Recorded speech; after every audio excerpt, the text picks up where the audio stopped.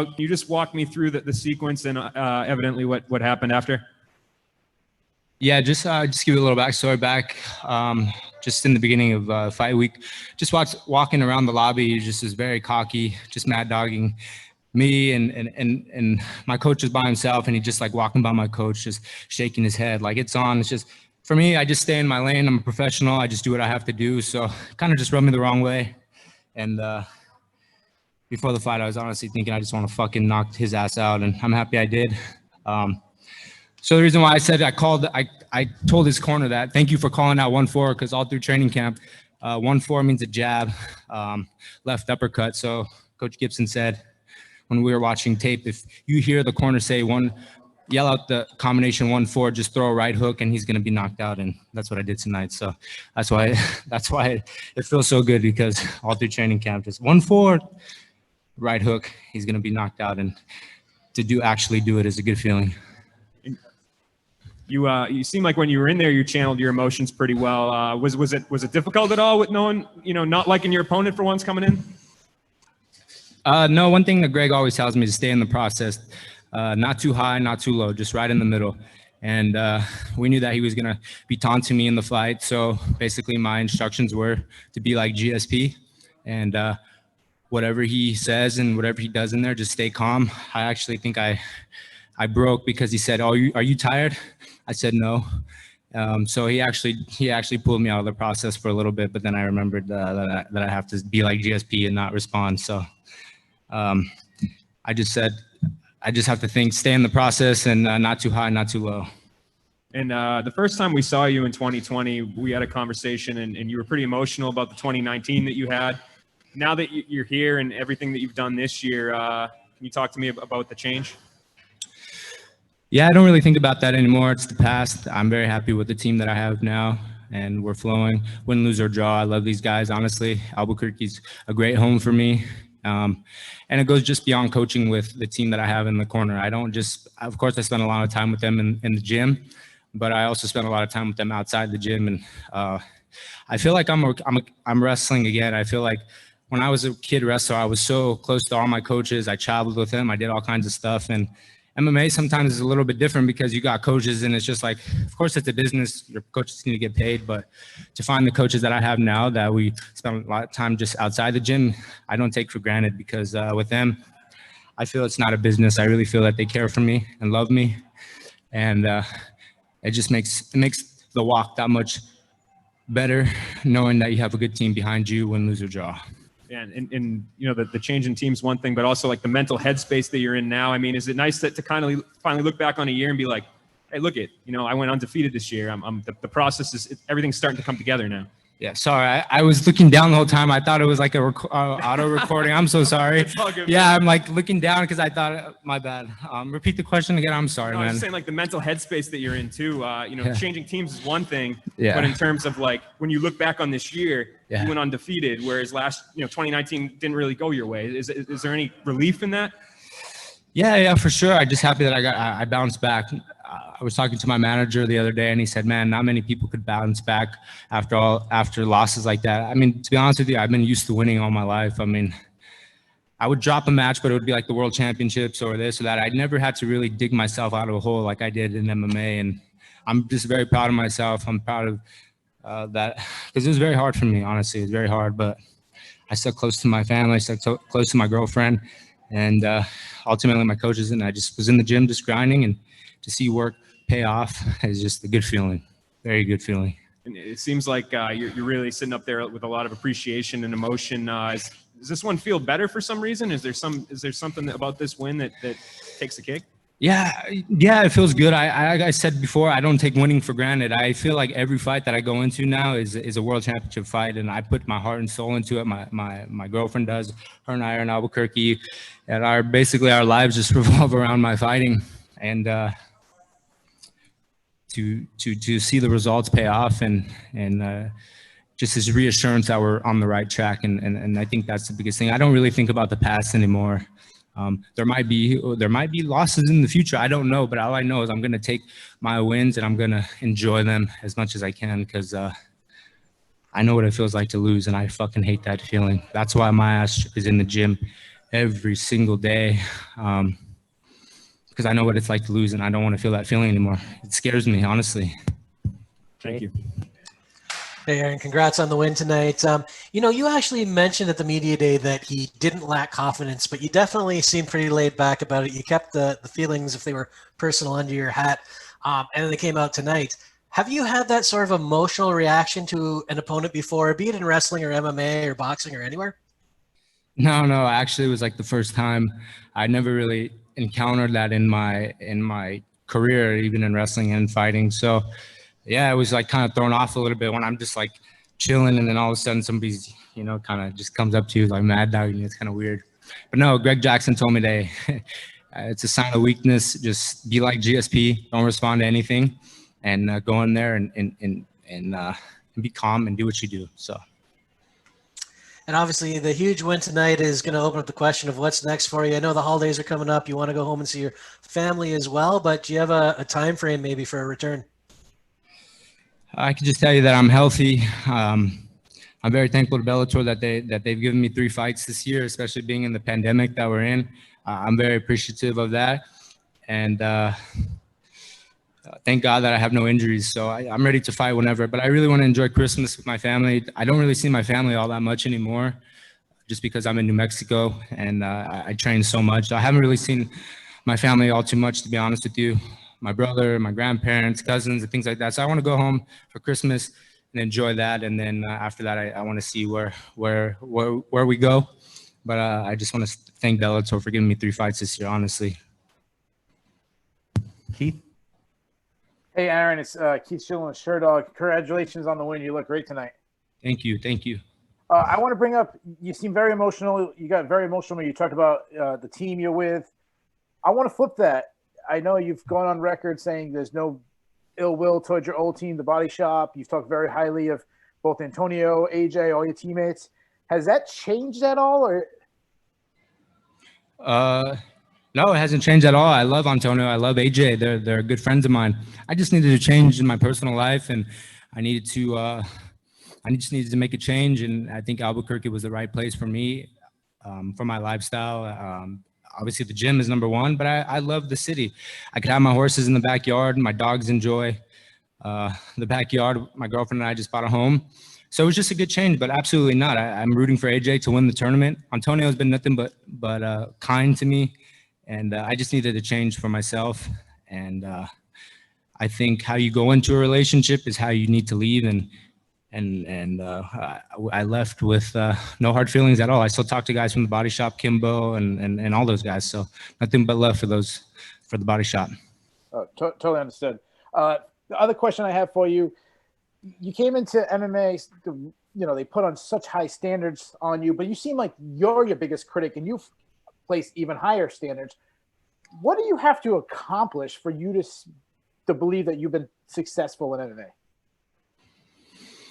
Well, I want to be world champion, and I want to defend the belt. Of course, anybody can be world champion, but the legends always defend the belt. So that is my goal. But one thing Greg Jackson always tells me: just enjoy the process. Just enjoy each fight, enjoy each week, enjoy each day. For me, I think in the past I was just looking too far in the future. Like, I need to do this, I need to do that, and my losses and things like that are nobody's fault but mine. I think it was a blessing in the sky.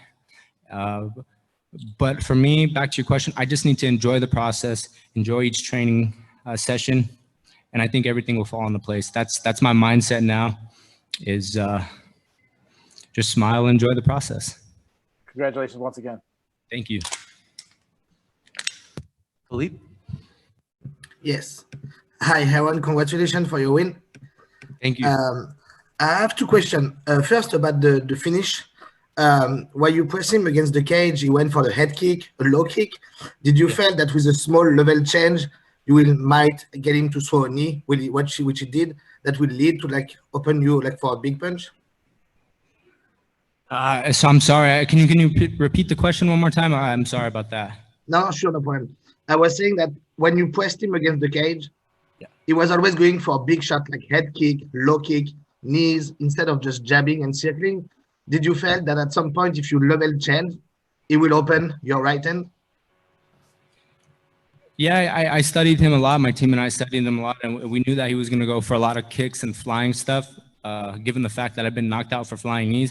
And that was a big reason why that I was excited for this guy. Is I wanted, when Greg and the coaches saw that I was going to fight him, they said, man, one, you haven't fought in a southpaw. We need you to see a southpaw in the cage. And two, this guy likes to throw flying knees, and you were knocked out by them. So we want to see it under live fire. So we were prepared for everything with this guy, and it was a good stepping stone for me mentally, knowing that guys are going to throw kicks, guys are going to throw flying knees, and I have to be on my best game. And I showed that tonight. That was beautiful, man. And just before I go, you went at some point, I think it's one number 2, you went for like a left hook to the liver into a double leg. That was awesome. Do you feel your transition between boxing and wrestling is getting better and better, and that's what you need to work? Like your wrestling is great, your boxing is great, you just need to mix it up together more and more every day? Absolutely. You said it best, that I just need to blend it all together. I have all the skills, I have the mindset, I have the heart, but I was just missing getting all the ingredients to flow in one, and I think I'm on the right track. Done. Aaron, you were talking about our man Mad Dogging your coaches before in the hotel. I mean, this is like you're a boxing guy. This is an old school boxing trick that these guys do. Why do you think it was that it got under your skin so much? There's a certain way to do it, but the way that he was just doing it was actually very cheesy. So I think that's why it kind of rubbed me the wrong way. It was just cheesy the way he was doing it. It's one thing to get in a scuffle and like yell back and forth, but when we're there, I don't even want to talk about it, because then there's going to be guys that are going to start mad dogging me now, but just know that it's not going to work now, because you saw what happened to the guy tonight. So I don't know. It just rubbed me the wrong way. I don't know, to be honest with you. I can't answer that question. It just did. Bro, if I watched that performance, I wouldn't be mad dogging you at any point ever. The last one from me, how much has it meant to you that Bellator have stuck by you through the rough patches? I mean, obviously, they made this big investment in you at the start of your career, and there have been great ups, there have been tremendous downs. How much has it meant to you that Bellator have stuck with you throughout this time? It means a lot, honestly. It really does. I don't know. I'm very speechless. I think that, Scott Coker saw the fire in me, and he believed in me, and he knew that I'm capable of beating these guys. I just needed time to develop. But I'm very appreciative of them sticking by me, because they could have cut me. And I don't know. All I can say is thank you. But they do believe in me, and I think they see the talent, and they see what I've had to bounce. I think when you see somebody have to dig themselves out of a hole, I think you start to have appreciation for them and say, man, these guys are tough. And I think they want tough guys like me to represent their organization and just put performances on like I did tonight. So yeah, thank you, Bellator. Thank you, Scott Coker. Just a couple more here. Santiago. Hi, Aaron. Congratulations on a beautiful performance. Slowly, these top featherweight tournament players are getting eliminated from the tournament. Is there someone who was eliminated in the tournament that you have your eye on now that you are 3-0 with 3 finishes? Yeah, I really want to fight Henry Corrales, and I want to fight Adam Borks. Those are matchups that I feel I'm capable of winning. Those guys, I really want to get a rematch. I have nothing but respect for them, but no, I want to get another rematch. They really helped me become a better martial artist. After those losses, I had to look at myself in the mirror and say, fuck, do I really love this sport? And the answer was yes. I got with a good team. Now it's time to do a rematch and figure out where we need to go. But absolutely, those are guys that I want to get a rematch with. It looked like the clear one-punch KO, but the referee let it go for a second. Do you think the referee should have stopped the fight a bit earlier? No, I think the referee did a good job, honestly, because when he did fall, he kind of was moving around a little bit. It just the last couple of punches put him out. But I think the ref did a good job of letting it go on a little bit. To be honest with you, he was a tough guy. I was actually elbowing him really, really hard. I split him in the first round, bleeding all over the place. But the ref did a good job. Enjoy the victory, sir. Thank you. Simon? Hey, Aaron, congratulations on the win. I just want to know, You started off your career as one of the hottest prospects on all of the internet, and you're heading back down that way with a win like that. So how does it feel that you're kind of gaining that fire you had from the beginning of your career? It feels good, but I don't even think about it anymore. The most important thing that I think about is just becoming a good martial artist. I can't let that get to me. I got to enjoy the process, like Greg says. Whether people say good things about me or bad things, it doesn't matter. The most important thing is to get in the cage and put on victories like I did today. All that stuff, what people say about me, good or bad, it doesn't matter. And I finally have realized that, and I'm glad I realized it at this age. Before, I'd be like, man, this guy said this about me, or they think this. All that shit doesn't matter now. I'm calloused now. I'm very, very calloused. I'm stronger mentally, and I don't really care if I'm the hottest prospect or this or that.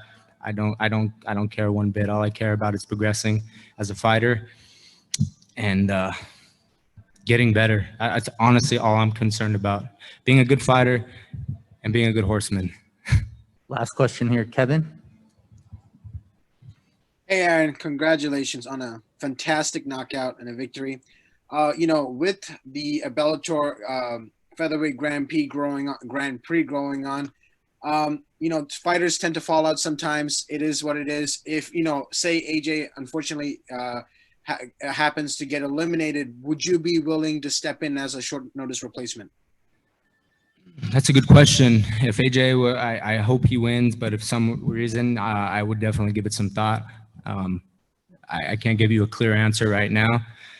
Of course, right now I feel like, yes, put me in, but I have to be smart and talk to Ali and my coaches and see if I am ready. But I'm honestly, I hope AJ wins, and I hope he puts on a great performance against Caldwell and whoever the winner is tonight. But that's a good question. I haven't really given it much thought. Of course, I feel I can compete with those guys, but I'm not in that situation now, so I can't answer that. What are the emotions right now? Going through a rough patch, right? Losing two and being the hottest prospect, as the previous reporter said. What are the emotions you're feeling? Finally building yourself back up and showing to everybody, I'm not a fluke. Man, it feels really good. I can't lie. I knew I have it in me to be the best in the world at fighting. I really did. I know I'm not where I need to be, but that's what keeps me going. I don't think in MMA you'll ever get to where you ultimately want to go, but that's why you're in the gym every single day. I just knew I had it in me to be the best in the world. I succeeded at whatever I did, whether it be boxing, wrestling, pancration. Professional fighting is different, especially nowadays with social media, this and all the hype that was behind me. But one thing that I have to keep in mind that I just keep going back to is just enjoy the process. And that's something that I've never really done. I never even did it in wrestling. Even in wrestling when I was 18 years old, I got to make an Olympic team. And I lost 4-4 in the finals to go to the Olympic Games at 19, but I didn't enjoy the process before. And I think that's one thing that I keep telling myself that Greg says, is just enjoy the moment, enjoy every day, and the rest will follow. So that's all I'm really concerned about. I don't care about anything else, just enjoying the moment. All right, congratulations. All right, hope to see wonderful things from you in the future. Thank you, guys. Thank you. Thanks, Aaron.